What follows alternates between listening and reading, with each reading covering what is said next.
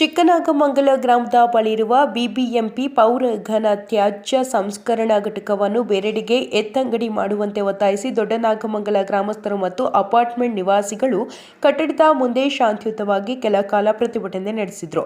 ಇನ್ನು ಚಿಕ್ಕನಾಗಮಂಗಲ ಗ್ರಾಮದ ಬಳಿಯಿರುವ ಬಿಬಿಎಂಪಿ ಪೌರ ಘನ ತ್ಯಾಜ್ಯ ಸಂಸ್ಕರಣಾ ಘಟಕದಿಂದ ಹೊರಬರುವ ಕಲುಷಿತ ನೀರು ಮತ್ತು ಕಲುಷಿತ ಗಾಳಿಯಿಂದ ಜನರು ನಾನಾ ರೋಗ ರುಜಿನಗಳಿಂದ ಸಾಯುವ ಮೊದಲು ರಾಜ್ಯ ಸರ್ಕಾರ ಕೂಡಲೇ ಪೌರ ಘನ ತ್ಯಾಜ್ಯ ಸಂಸ್ಕರಣಾ ಘಟಕವನ್ನು ಇಲ್ಲಿಂದ ಬೇರೆಡೆಗೆ ಎತ್ತಂಗಡಿ ಮಾಡುವಂತೆ ತಾಲೂಕು ಪಂಚಾಯಿತಿ ಸದಸ್ಯ ದೊಡ್ಡನಾಗಮಂಗಲ ರಾಜೇಶ್ ರೆಡ್ಡಿರವರು ಒತ್ತಾಯಿಸಿದರು. ಇನ್ನು ದೊಡ್ಡನಾಗಮಂಗಲ ಗ್ರಾಮದಲ್ಲಿ ಕುಡಿಯಲು ಶುದ್ಧವಾದ ನೀರಿಲ್ಲ. ಕೂಡಲೇ ರಾಜ್ಯ ಸರ್ಕಾರ ದೊಡ್ಡನಾಗಮಂಗಲ ಗ್ರಾಮಕ್ಕೆ ಕಾವೇರಿ ನೀರು ಪೂರೈಸಲು ಮುಂದಾಗಬೇಕು. ಜೊತೆಗೆ ಸೊಳ್ಳೆಗಳು ಉತ್ಪತ್ತಿಯಾಗದ ರೀತಿಯಲ್ಲಿ ಪ್ರತಿದಿನ ಔಷಧಿಯನ್ನು ಸಿಂಪಡಿಸಬೇಕು ಹಾಗೂ ಬಿಬಿಎಂಪಿ ಪೌರ ಘನ ತ್ಯಾಜ್ಯ ಸಂಸ್ಕರಣಾ ಘಟಕದಲ್ಲಿ ಒಂದು ಸಂಘವನ್ನು ಪ್ರಾರಂಭಿಸಿ ಆ ಮೂಲಕ ಪ್ರತಿ ಗ್ರಾಮದಿಂದ ಒಬ್ಬರನ್ನು ಆ ಸಂಘಕ್ಕೆ ಸೇರಿಸಿಕೊಂಡು ಆಯಾ ಗ್ರಾಮಗಳಲ್ಲಿನ ಸಮಸ್ಯೆಯನ್ನು ಆಲಿಸುವ ಕೆಲಸವನ್ನು ಅಧಿಕಾರಿಗಳು ಮಾಡಬೇಕು ಎಂದು ಒತ್ತಾಯಿಸಿದರು. ಇನ್ನು ಸ್ಥಳಕ್ಕೆ ಬಿಬಿಎಂಪಿಯ ಅಧಿಕಾರಿಗಳು ಆಗಮಿಸಿ ಪ್ರತಿಭಟನಾಕಾರರ ಮನವಿ ಸ್ವೀಕರಿಸಿ ಕೂಡಲೇ ಸಮಸ್ಯೆಗಳನ್ನು ಹಂತ ಹಂತವಾಗಿ ಬಗೆಹರಿಸುತ್ತೇವೆ ಎಂದು ಭರವಸೆ ನೀಡಿದರು. ಇನ್ನು ಪ್ರತಿಭಟನಾ ಸ್ಥಳದಲ್ಲಿ ಹೋರಾಟಗಾರರಾದ ದೊಡ್ಡನಾಗಮಂಗಲ ಆಂಜಿ, ಸುರೇಶ್, ಮೋಹನ್, ರಾಜು, ಕೇಬಲ್ ರಾಜು, ದಿನೇಶ್, ಪ್ರಣಯ್, ದುಬೈ, ಅಮರ್, ರವಿ, ತೇಜ ಮತ್ತು ದೊಡ್ಡನಾಗಮಂಗಲ ಗ್ರಾಮಸ್ಥರು ಮತ್ತು ಅಪಾರ್ಟ್ಮೆಂಟ್ ನಿವಾಸಿಗಳು ಭಾಗವಹಿಸಿದ್ರು.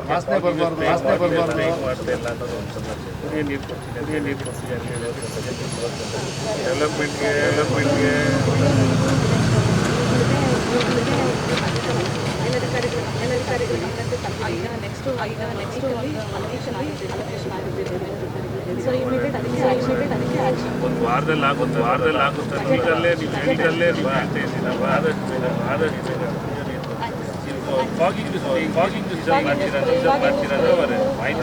ಮಾಹಿತಿ ಯಾಕಂದ್ರೆ ವರ್ಷದಲ್ಲಿ ನೀವು 4 ಸಲ 4 ದಿವಸ ಮಾಡ್ತಾರೆ. 4 ದಿವಸ ಅವತ್ತು ಇಲ್ಲ ಚೆಕ್ ಮಾಡಿಲ್ಲ, 2 ದಿವಸ ಮುಂಚೆ ಮಾಡ್ತಾರೆ. ಆಯ್ತು ಮೇಡಮ್, ಆಚೆ ಕಡೆ ಅಲ್ಲಿ ಮೇಡಮ್ ಹೋಗೋಣ ಮೇಡಮ್, ಆಚೆ ಕಡೆ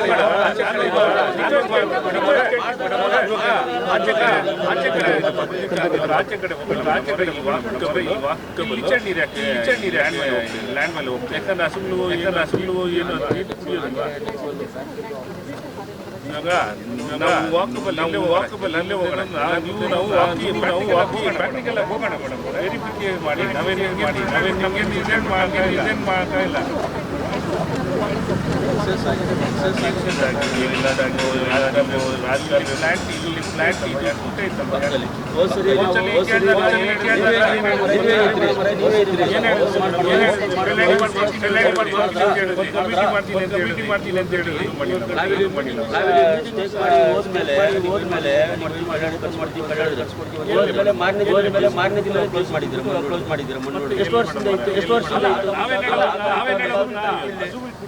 ಯಾರೋ ಏನೇನೋ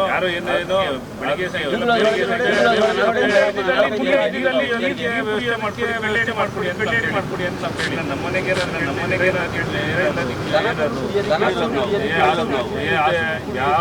ಯಾವುದೋ ಪ್ರಾಣಿ ನೀತಿನ ಪ್ರಾಣಿನಲ್ಲಿ ಯಾಕೆ ಅಧಿಕಾರಿ ಇದೆ ಅದು ಮುಚ್ಚೋದಕ್ಕೆ. ಏನಂದ್ರೆ ಇವಾಗ ಏನು village development water supply facility ಹೇಳ್ತಿದ್ರೆ ಇದನ್ನೆಲ್ಲಾನು ಈಗ ಇಮಿಡಿಯೇಟ್ ನಾವು ಮೇಲಧಿಕಾರಿಗಳ ಗಮನಕ್ಕೆ ತರ್ತೀವಿ. ಬಜೆಟ್ ಅಲೋಕೇಶನ್ ಆಗಿದೆ ಅಂತ ಈಗ ತಾನೇ ಫೋನಲ್ಲೂ ಹೇಳಿದ್ರು ನಮ್ಮ DGM ಸರ್. ಅದ್ರ ಪ್ರಕಾರ ಏನೇನು ವಿಲೇಜ್ಗೆ ಡೆವಲಪ್ಮೆಂಟ್ಗೆ ಬೇಕೋ ಅದನ್ನೆಲ್ಲಾನು ಮಾಡ್ತೀವಿ. ಮತ್ತೆ ಸ್ಪ್ರೇಯಿಂಗ್ನ ಫ್ರೀಕ್ವೆನ್ಸಿನ ಜಾಸ್ತಿ ಮಾಡಿಸ್ತೀವಿ. ಮತ್ತೆ ಇನ್ನೊಂದು ತಮ್ಮಲ್ಲಿ ರಿಕ್ವಿಸಿಷನ್ ಸರ್, ಇನ್ಮೇಲೆ ನಾನು ಹೇಳಿದ್ದೀನಿ, ಸ್ಪ್ರೇಯಿಂಗ್ ಬಂದಾಗ ಅಲ್ಲಿ ಯಾರಾದರೂ ತಮ್ಮ ಲೀಡರ್ಸ್ ಒಂದಿಬ್ರು ಸೈನ್ ಹಾಕಿ ಕೊಟ್ರೆ ನಮಗೂ ಅವಾಗ ದಾಖಲೆ ಇರುತ್ತೆ, ತಮಗೂ ಇದಿರುತ್ತೆ. ಸೊ ವಾರದಲ್ಲಿ ಎಷ್ಟು ದಿವಸ ಬರ್ತಾರೆ ಅನ್ನೋದನ್ನ ನೋಟಿಫೈ ಮಾಡ್ತೀವಿ ಸರ್. ನೋಟಿಫೈ ಮಾಡ್ತೀವಿ.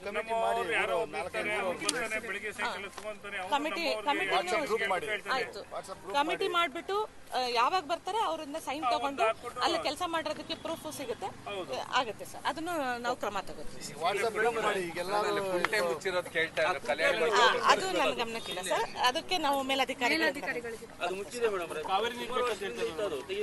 ಅದೇ ಅದನ್ನ ವಿಲೇಜ್ ಡೆವಲಪ್ಮೆಂಟ್ ಅಲ್ಲಿ ತಗೋತಾ ಇದ್ದಾರೆ ಸರ್. ಅದರಲ್ಲಿ ಅದೇ ಅದನ್ನೆಲ್ಲ ನಾವು ಸರ್ ನನ್ನ ಅಥಾರಿಟಿ ಏನು ಇಲ್ಲಿ ಏನು ಬಂದಿರುತ್ತೆ ಅದನ್ನ ನಾನು ಮೇಲಧಿಕಾರಿಗಳ ಗಮನಕ್ಕೆ ತರ್ತೀನಿ, ಅವರು ಇಮಿಡಿಯೇಟ್ ಆಕ್ಷನ್ ತಗೋತಾರೆ ಸರ್. ಸಾಕಷ್ಟು ಬಾರಿ ಪ್ರತಿಭಟನೆ ಮಾಡಿದ್ದಾರೆ ಮೇಡಮ್, ಪ್ರತಿಭಟನೆ ಮಾಡಿದಾಗ ಮಾತ್ರ ಇಲ್ಲಿ ಬರ್ತಾರೆ, ಆಮೇಲೆ ಸಮಸ್ಯೆಗಳ ಬಗ್ಗೆ ಇಲ್ಲ ಸರ್, ಈ ಸತಿ ನಾವು ರಿಯಲ್ ಆಗಿ ಇದನ್ನೆಲ್ಲ ಕಳಿಸ್ಕೊಡ್ತೀವಿ ಸರ್.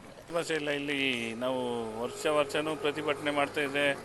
ಈ ನಮಗೆ ಉಸಿರಾಡೋ ಗಾಳಿದಲ್ಲಿ ಸಮಸ್ಯೆ ಆಗ್ತಾಯಿದೆ, ಉಸಿರಾಡೋಕ್ಕೂ ತೊಂದರೆ ಆಗ್ತಾಯಿದೆ. ಇಲ್ಲಿ ನೀರಿನ ಸಮಸ್ಯೆನೂ ಸಮಸ್ಯೆ ಆಗ್ತಾಯಿದೆ. ಸೊಳ್ಳೆಗಳು ಬೆಳಗ್ಗೆ ಸಾಯಂಕಾಲ ಆದರೆ ಸೊಳ್ಳೆಗಳೇ ಇರ್ತವೆ, ಮನೆಯನ್ನು ಸುತ್ತೂ ನೊಣಗಳು ಇರುತ್ತೆ. ಅದಕ್ಕೋಸ್ಕರ ನಾವು ಈ ಅಧಿಕಾರಿಗಳಿಗೆ ಎಷ್ಟು ಸಲ ಮನವಿ ಮಾಡ್ಕೊಂಡ್ರೂ ಇವರು ಯಾವುದಕ್ಕೂ ಸ್ಪಂದನೆ ಮಾಡ್ತಾಯಿಲ್ಲ. ಅದಕ್ಕಾಗಿ ಇವತ್ತು ಮನವಿ ಕೊಡೋದಕ್ಕೋಸ್ಕರ ನಾವು ಇಲ್ಲಿ ಬಂದು ಮನವಿ ಕೊಡೋಕೆ ಬಂದಿದ್ದೀವಿ ಗೊಬ್ಬರ ಫ್ಯಾಕ್ಟ್ರಿ. ಸಾಕಷ್ಟು ಬಾರಿ ತಾವು ಕೂಡ ಪ್ರತಿಭಟನೆ ಮಾಡಿದ್ರಿ, ಹೇಳಿದಾಗ ಸಮಸ್ಯೆ ಬಗೆಹರಿಸ್ತಾರೆ ತಾತ್ಕಾಲಿಕ. ಯಾಕಂದರೆ ಇಲ್ಲಿ ಅಧಿಕಾರಿಗಳು ವರ್ಷನೂ ಚೇಂಜ್ ಆಗ್ತಾ ಇದ್ದಾರೆ. ಅದಕ್ಕಾಗಿ ಒಂದು ಸ್ವಲ್ಪ ಇವರು ಅಧಿಕಾರಿಗಳು ಚೇಂಜ್ ಆಗೋದ್ರಿಂದ ನಮಗೂ ಸಮಸ್ಯೆ ಸಿಕ್ಕಾಪಟ್ಟೆ ಇರುತ್ತೆ.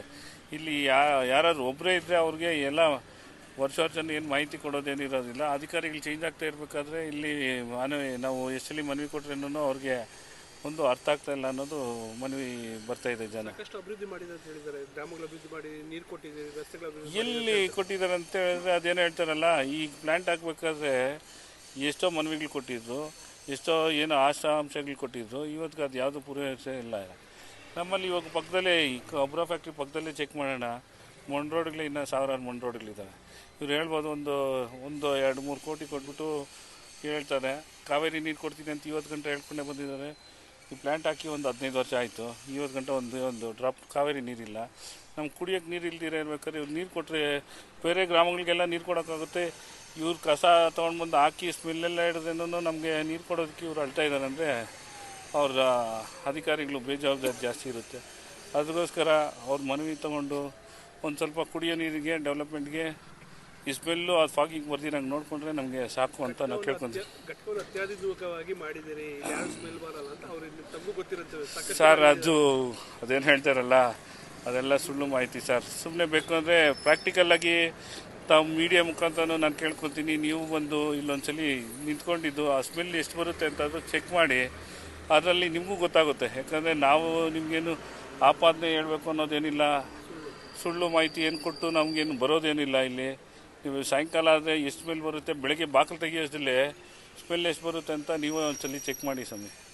ಅದಕ್ಕೋಸ್ಕರ ನಾನು ಅವ್ರನ್ನ ಕಳೆ ಕೇಳ್ಕೊತೀನಿ, ಈ ಸ್ಮೆಲ್ ಬರ್ದಿರಂಗೆ ಫಾಗಿಂಗು ಸ್ಪ್ರೇಯಿಂಗ್ ಮಾಡಿ ಕಾವೇರಿ ನೀರಿಗೆ ಒಂದು ಸ್ವಲ್ಪ ಕುಡಿಯೋದಕ್ಕೆ ನೀರು ಕೊಟ್ಟರೆ ಒಂದು ಸ್ವಲ್ಪ ಜನಗಳಿಗೆ ಅನುಕೂಲ ಆಗುತ್ತೆ.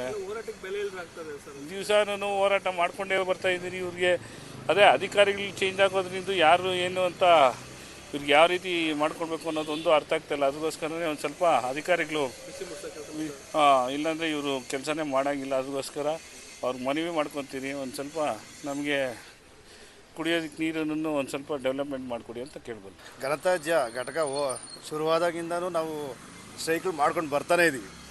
ಅವರು ಕೊಟ್ಟಿರೋ ಆಶ್ವಾಸನೆಗಳು ಯಾವ ನೆರವೇರಿಸಿದ್ದಾರೆ? ಅವ್ರು ಹೇಳ್ತಾರೆ ಟಾರ್ ಹಾಕಿದ್ದೀವಿ, ಅಷ್ಟು ಕೋಟಿ ಕೊಟ್ಟಿದ್ದೀವಿ, ಇಷ್ಟು ಹೇಳ್ತಾ ಇದ್ದಾರಲ್ವ. ಹೋದರೆ ನಾವು ಕೇಳಿರೋದೇನು, ಇಲ್ಲಿಂದ ದುರ್ವಾಸನೆ ಬರಬಾರ್ದು ಅಂತ ಕೇಳಿದ್ದೀವಿ. ಅದನ್ನು ಮಾಡಿದಾರ? ಇದುವರೆಗೂ ಮಾಡಿಲ್ಲ.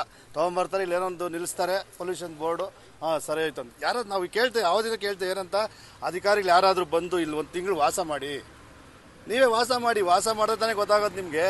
ನೀವು ವಾಸ ಮಾಡಿ ಇಲ್ಲಿ ಗೊತ್ತಾಗುತ್ತೆ. ಇಲ್ಲಿ ವಾಸ ಮಾಡಿದ್ರೆ ಏನು ಇಲ್ಲಿ ದುರ್ವಾಸನೆ ಏನು ಬರ್ತಾ ಇದೆಯೇ, ಲಿಚಿಟ್ ನೀರು ಎಲ್ಲಿ ಬಿಡ್ತಾ ಇದ್ದಾರೆ ಅವರು.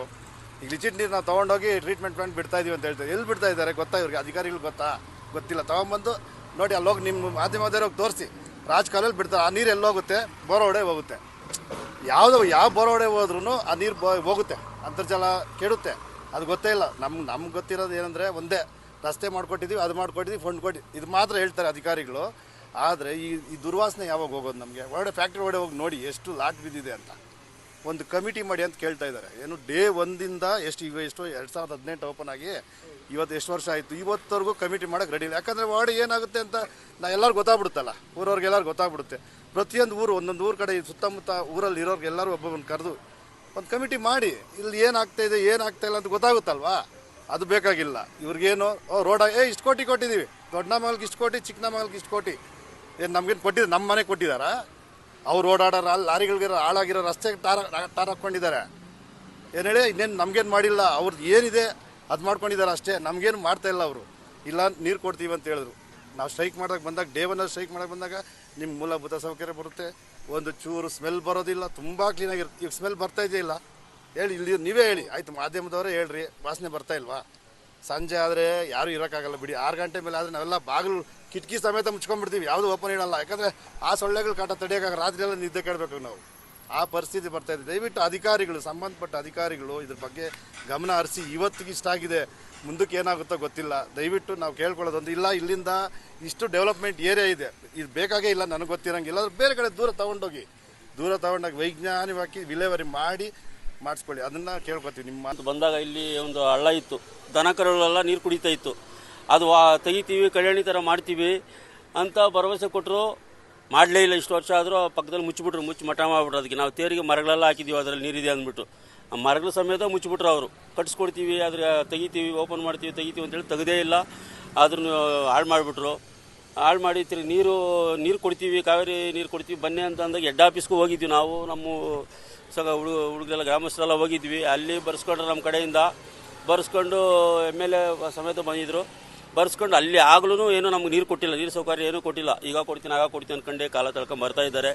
ನಮ್ಮೂರಿಗೆ ಶುದ್ಧವಾದ ನೀರು ಯಾವುದಿಲ್ಲ. ಈ ಗೊಬ್ಬರ ಫ್ಯಾಕ್ಟ್ರಿ ಆದಾಗಿಂದ ಒಳ್ಳೆ ನೀರು ಕಳಪೆ ನೀರು ಆಗುತ್ತೆ. ಒಂದು ಬಾಟ್ಲಲ್ಲಿ ಇಟ್ಟರು ಒಂದು 3 ದಿವಸ ಇಟ್ಟರೆ ಅದು ಬ್ಲ್ಯಾಕ್ ಕಲರ್ ಆಗುತ್ತೆ, ನೀಲಿ ಕಲರ್ ನೀರಾಗುತ್ತೆ. ಅದು ವೈಟ್ ಸುಣ್ಣ ಥರ ಬರ್ತದೆ.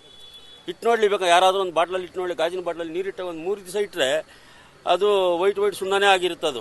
ಅದನ್ನೇ ಕುಡಿದ್ರೆ ಮಂಡಿ ನೋವು, ತಲೆನೋವು ಎಲ್ಲ ಸ್ಟಾರ್ಟ್ ಆಗುತ್ತದೆ ಎಲ್ಲರಿಗೂ. ಆವಾಗಿಂದ ಇಲ್ಲಿ ನಮ್ಮೂರಲ್ಲಿ ಯಾವುದು ಕಾಯಿಲೆ ಕಸಾದಿಗಳು ಏನೂ ಇರಲಿಲ್ಲ. ಇದಾದ ಮೇಲೆ ಕ್ಯಾನ್ಸರ್ಗಳು, ಜಾಯಿಂಟ್ ನೋವುಗಳು, ಬುರ್ರೆ ನೋವು ಆ ಥರ ಎಲ್ಲ ಬರ್ತಾನೆ ಐತೆ. ಈ ಕೊಳಪೆ ನೀರನ್ನು ತೆಗೆದು ಕಾವೇರಿ ನೀರು ಕೊಡಬೇಕಂತ ನಮ್ಮಲ್ಲಿ ಮನವಿ ಮಾಡಿ. ಯಾರು ಸಹ ಇಲ್ಲಿ ಅವರು ಮನೆ ಕೆಲಸಕ್ಕೆ ಬಂದಿಲ್ಲ, ಗ್ರಾಮದ ಅಭಿವೃದ್ಧಿಗೋಸ್ಕರ ಬಂದಿದ್ದಾರೆ. ಏನು ಹೇಳ್ತಾ ಇದ್ದಾರೆ, ಜಸ್ಟ್ ಈ ಅಧಿಕಾರಿಗಳಿಗೊಂದು ರಿಕ್ವೆಸ್ಟ್ ಮಾಡ್ತೀರಿ, ಸಂಜೆ ಒಂದು 6 ಗಂಟೆ 7 ಗಂಟೆ ಸುಮಾರಿಗೆ ನಮ್ಮ ಇಲ್ಲಿಂದ ಹತ್ರ ಬೇಡ, ಒಂದು ಕಿಲೋಮೀಟರ್ 1.5 ಕಿಲೋಮೀಟರ್ ದೂರದಲ್ಲಿ ನಿಂತ್ಕೊಳ್ಳಿ. ಜೇನು ನೊಣ ಬರ್ತಾವಲ್ಲ, ಆ ರೀತಿ ಸೊಳ್ಳೆಗಳು ಬಂದು ತಲೆ ಮೇಲೆ ಮುತ್ಕೊಂಡಿರ್ತವೆ. ಮಕ್ಕಳು ಊಟ ಮಾಡ್ತಾ ಇದ್ರೆ ತಟ್ಟೆಯಲ್ಲಿ ಬರ್ತವೆ, ಬೇಕರಿಯಲ್ಲಿ ಏನೋ ತಿಂಡಿ ತಿನಿಸುಗಳು ತಿಂತಾ ಇದ್ರೆ ಅದ್ರ ಮೇಲೆ ನೊಣಗಳು ಕುತ್ಕೊತಾ ಇದ್ದಾವೆ. ಇದರಿಂದ ಪರಿಣಾಮ ಏನಾಗುತ್ತೆ ಅಂತ ನೀವೇ ಹೇಳಬೇಕು. ಆರೋಗ್ಯದ ಮೇಲೆ ತುಂಬ ಪರಿಣಾಮ ಆಗುತ್ತೆ, ಮಕ್ಕಳ ಬೆಳವಣಿಗೆಯಲ್ಲಿ ತುಂಬ ತೊಂದರೆ ಆಗ್ತಿದೆ. ಹಾಗೂ ಗ್ರೌಂಡ್ ಲೆವೆಲ್ ವಾಟರ್ ಏನಿದೆ, ನಾವು ಅಂತರ್ಜಲ ಬೋರ್ವೆಲ್ ಹಾಕಿದ್ರೂ ಸಹ ಒಳಗಡೆ ಕಲುಷಿತವಾದ ನೀರು ಬರ್ತಾ ಇದೆ. ಅದೇ ಉದ್ದೇಶದಿಂದ ಇವರು ಇಲ್ಲಿ ಪ್ಲಾಂಟ್ ಸ್ಥಾಪಿಸಿದಾಗ ಏನು ಹೇಳಿದ್ರು, ನಮಗೆ ಕಾವೇರಿ ನೀರು ಕೊಡ್ತೀರಿ ಅಂತ ಒಂದು ಆಶ್ವಾಸನೆ ಕೊಟ್ಟಿದ್ರು. ಅದನ್ನು ಇದುವರೆಗೂ ಸಹ ಪೂರ್ಣಗೊಳಿಸಿಲ್ಲ. ಇದೇ ಕಳೆದ ವರ್ಷವೂ ಸಹ ನಾವು ಸ್ಟ್ರೈಕ್ ಮಾಡಿರ್ತೀರಿ, ಆ ಟೈಮಲ್ಲೂ ಸಹ ಅವರು ನಮಗೆ ಆಶ್ವಾಸನೆ ಕೊಟ್ಟಿದ್ರು, ನಾವು ಮಾಡಿಕೊಡ್ತೀರಿ. ಈ ಮುಚ್ಚಿರೋ ಕಲ್ಯಾಣಿ ಇದೆ, ಆ ಕಲ್ಯಾಣಿನ ಕಲ್ಯಾಣಿಯಾಗಿ ಪರಿವರ್ತನೆ ಮಾಡಿಕೊಡ್ತೀರಿ, ಡೆವಲಪ್ಮೆಂಟ್ ಮಾಡ್ತೀರಿ ಅಂತ ಹೇಳಿದ್ರು. ಇದುವರೆಗೂ ಸಹ ಮಾಡಿಲ್ಲ. ಬೇಕಾದ್ರೆ ನೀವೇ ವಿಡಿಯೋ ಒಂದು ಫುಟೇಜ್ ತೊಗೊಳ್ಳಿ, ಪಕ್ಕದಲ್ಲಿ ಹೋಗಿ ಅದು ಮಣ್ಣಾಕಿ ಮುಚ್ಚಿಬಿಟ್ಟಿದ್ದಾರೆ. ಗೋವುಗಳು ಬಂದು ನೀರು ಕುಡಿತಾ ಇತ್ತು, ಅದನ್ನು ಸಹ ಕಲುಷಿತ ಮಾಡಿದ್ದಾರೆ. ದಯವಿಟ್ಟು ಈ GB ಅಧಿಕಾರಿಗಳಿಗೆ ಹಾಗೂ ಸರ್ಕಾರಕ್ಕೆ ನಾವು ಕೇಳ್ಕೊಳ್ಳೋದಿಷ್ಟೇ, ನಮ್ಮ ಗ್ರಾಮಕ್ಕೆ ಟಾರ್ ರೋಡು ಮತ್ತೊಂದು ಹಾಕ್ಕೊಡ್ತೀರಾ, ಏನು ಹಾಕ್ಕೊಡ್ತೀರಾ ಹಾಕ್ಕೊಡಿ, ಬಟ್ ನಮಗೆ ಕುಡಿಯೋಕೆ ಒಂದು ನೀರು ವ್ಯವಸ್ಥೆ ಮಾಡಿಕೊಡಿ. ಶಾಶ್ವತವಾದ ಕಾವೇರಿ ನೀರಿನ ಪರಿಹಾರವನ್ನು ಈ ದಿನ ನಾವು ಒಗ್ಗಟ್ಟಿಂದ ಕೇಳ್ತಾ ಇದ್ದೀರಿ GB ಅಧಿಕಾರಿಗಳಿಗೆ. ದಯವಿಟ್ಟು ನಮಗೆ ಕುಡಿಯೋ ನೀರಿನ ವ್ಯವಸ್ಥೆ ಮಾಡಿಕೊಟ್ರೆ ಸಾಕು ನಮಗೆ. ಅದು ಬಿಟ್ಟು ಮಿಕ್ಕಿದ್ದೇನೇನಿದೆಯೋ ಅದು ನಮ್ಮ ಹೇಳ್ತಾರೆ. We have been raising this issue from 2018 itself. We had like 4 protests in the past. This would be the 5th one. We have got 2 NGT orders against it. The last case PCB has issued multiple notices to the BBMP authorities, now GBA. In March 16 I have the notice issued from case PCB. It has multiple non-conformities into this plant. They have also warned them that if they don't improve the operations, they will take action and seize this plant. That kind of language has been used in that notice. Still we are facing the same issues. If you go, even now it is smelling bad. If you go on the left side of this plant, it's smelling day and night. The kids are not able to move out of their home. Elders are having the issues, health issues. There are young kids, old parents, everyone affected. So this is the situation from past when they again started in 2018. Still it is continuing. Coming to the water, it is the air pollution that I'm talking about. If you talk about the land, go on the right side, you will see the leachate spread across the land. All the cattle and all graze there and they are falling sick. On the groundwater, if you check, it is E. coli and coliform present.